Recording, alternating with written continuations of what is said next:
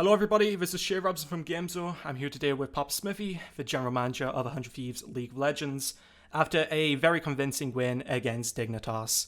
Papa, how are you feeling after that win? How are you feeling about the weekend so far, after, what we've seen? I'm feeling really good about the win. Unfortunately, it always becomes a results industry on the match day. During the week, you're focused on the process and getting the players in the mindset to improve. But W's and L's are very, very different when it comes to the fallout of them.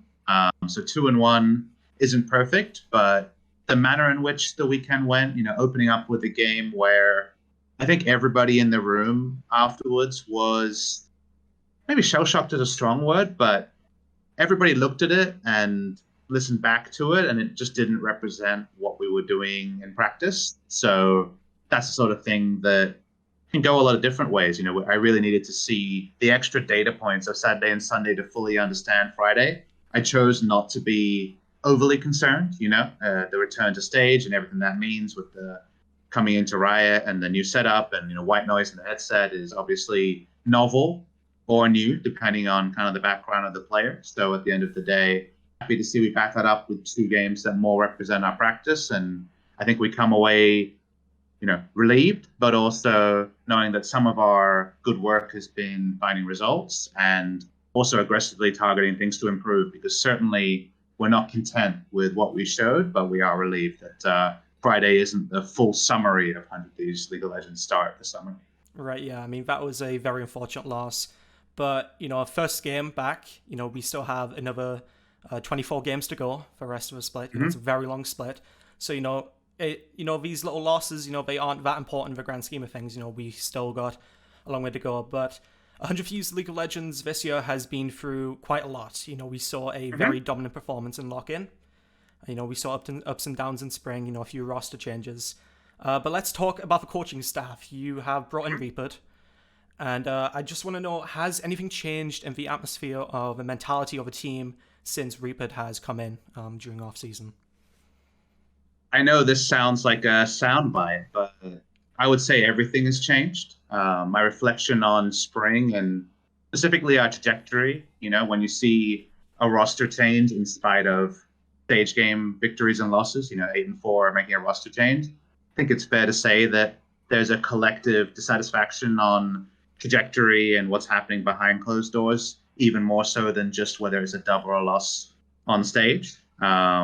And even with the roster change, while some of our practice stuff improved and there were a couple of stage results we were happy with, certainly we left the split, or at least I left the split, very much focused on, okay, we're not on the trajectory we want, we're not getting closer to Worlds, we're getting further away, and that changes needed to be made. And what I can definitely say about Reaper and Zix is they're fundamentally different coaches. I think anyone who had ever interacted with the two individuals would know that.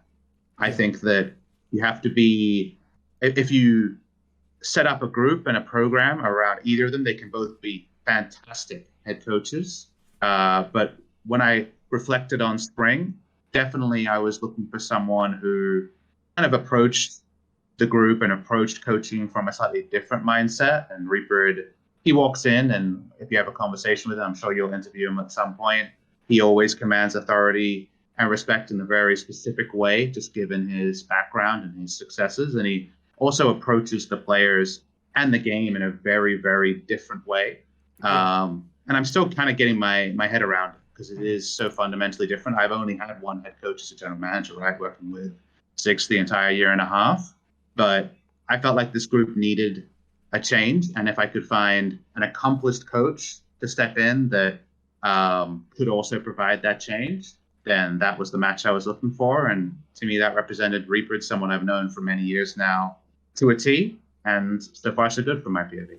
Yeah, so speaking about Reaper and his, how he's approaching things, when speaking with Ssumday on Friday, he said that the coaches are trying their hardest just to make everything as simple as possible. Are you able to expand that in any ways? What are you actually doing to, help do that, making everything as simple for them? I think that in coaching, there's a propensity to make individual mistakes or the individual a lower focus and focus on kind of like collective things. Like, we made a mistake here. we haven't sorted this out. We need to improve on this. And I think Reaper is, at least in the early days, focusing a lot on the individuals we have. You look at our spring roster, and we had a lot of individual talent. And I think you could argue that, especially as the spring went on, we weren't reaching the potential of the players we had. What we were putting out on stage versus like the FIFA, out of 100 scores you would give our players wasn't matching up. And I think we're kind of approaching it the other way around now, and basically looking at a closer, an aggressive mechanical jungler, and trying to find the ways to min-max the things that he's the strongest at, and kind of approaching that to all 5 players. And I think doing too much of either too far down the line is going to cause significant problems, right? Because it is a team game. But I can say that very much focusing on individual accountability, both to their, ability to stay on top of the meta and play laning phases, but also how they contribute to the team or what is needed from them to contribute to the team, has been a really big focus point. And I think it was something we needed based on our spring performance. All right. And, you mentioned your the trajectory, that 100 Thieves was on. Now, this year it's a little bit different. We now see the spring standings carrying over in summer. I just want to get your thoughts on that. How do you think this will affect League of Legends going forward? Are you for the change? Because previously, a lot of teams use spring just to play around, figure out what works, what doesn't. But now we can't. Now that that won't happen anymore. And do you think that the new change for format may hurt the run to worlds at all? I think it's a really nuanced question, because you also have to bring in like the spring split doesn't matter narrative that I'm sure informed the change, right? Like, this is a way to make spring split matter. Now you look back, and if you couldn't get your starters in like CLG, or if Golden Guardians, you went too far on the rookies, or whatever their kind of reflection on spring was, you are shackled to the results. I think from our POV, we were 2 wins behind first, so it doesn't really affect anything for us. If it was in Europe, Team Vitality would hate it, right? Because they'd be like, holy crap, we spent so much in the middle of the year to correct what we did in spring, and now we're shackled with the spring result. I think the only downside, or perceived downside, is if you were having COVID financial problems before spring and then were flush with money for summer, you would look at it, and then maybe you'd have to like do a different worth assessment on whether it was like, all right, do we ride this out, or like, do we overspend? Because obviously between spring and summer, it's harder to draw talent. So I think there's like some mind games there, but I think Riot has the fundamental how do we make sense of springs, but how do we attribute value other than one team goes to MSI? And I think they were solving for a valid problem. I don't know if this is the final solution or if it's the most elegant. I think it's a step in the right direction. And I look at things like Academy only having 9 games in spring, but Proving Grounds being a pretty awesome, introduction. And then the quick iteration they did in summer to make it best of 2. And I think Riot's approach in 2021 has been, what sucks? How can we make it better? Let's not overly focus test it so it doesn't happen. Let's try something and then improve on it as we go. And in general, whether it's as a GM or a caster or around esports leagues, I actually really champion that approach, because then you don't sit there in the monotony of things being mediocre. I think they're moving in the right direction, but there's work to be done. Right. Now, we've talked about Repeared coming in, but of course, we have Karmadagge, or Abadage, sorry, I had to make that joke. But during off-season, the rumors were that it'd be Niski joining instead. Obviously, you probably can't comment on that. But if the rumors were true, what made you guys go with Abadage? Was it the previous experience with Freeze and Closer that made you, go for Abadage, or was he the only option available on the 100 Thieves that you guys could go for?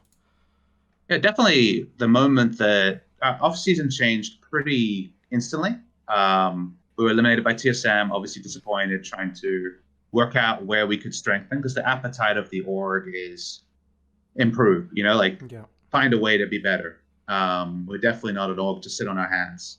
And the moment that we got the notification from Ssumday that, hey, these papers had come through, and vetted that was a thing that could be kind of put into place, obviously it changes your mid lane options from NA residents to the world.